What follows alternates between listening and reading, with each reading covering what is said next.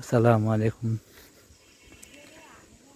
এটা শরীয়তপুর জেলার ডামুড্যা উপজেলার সিদ্ধা গ্রাম। গ্রামের পাশ দিয়ে খাল বয়ে গেছে, কিন্তু এই গ্রামে একটা বৈশিষ্ট্য, সবাই শুধু উঁচু জমিগুলো লেকে দিয়ে দিছে। বেশিরভাগ মানুষের লেক পানি ফেলছে, কারণ শ্রমিক পাওয়া যায় না। তাছাড়া শ্রমিক পাওয়া অনেক ব্যয়বহুল। এই জন্য জমি জমা লেক কেটে মাছের চাষ করতেছে বেশিরভাগ। এই জন্য এখানে উঁচু জমি পাওয়া খুবই কষ্ট।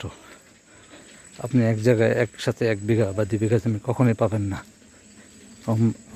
পাইলেও সেটা নর্মাল জমি থেকে প্রায় 5-7 গুণ বেশি দামে বিক্রি হয়, কারণ সমস্ত জমি মানুষের ধানি জমিগুলো সব পুকুরে ব্যবহার হয়ে গেছে। গ্রামীণ দৃশ্য চমৎকার।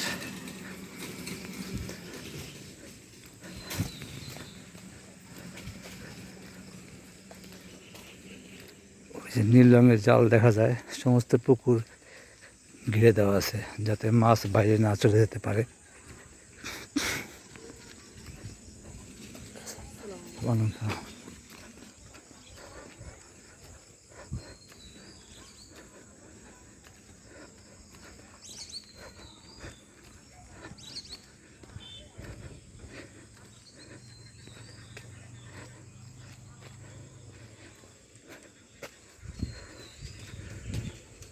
সুন্দর বক বসে আছে পুকুরের মাঝখানে, সাদা বক বসে আছে।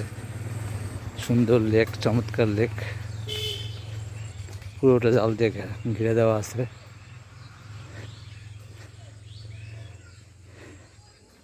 বকগুলো মাছের আশায় বসে আছে।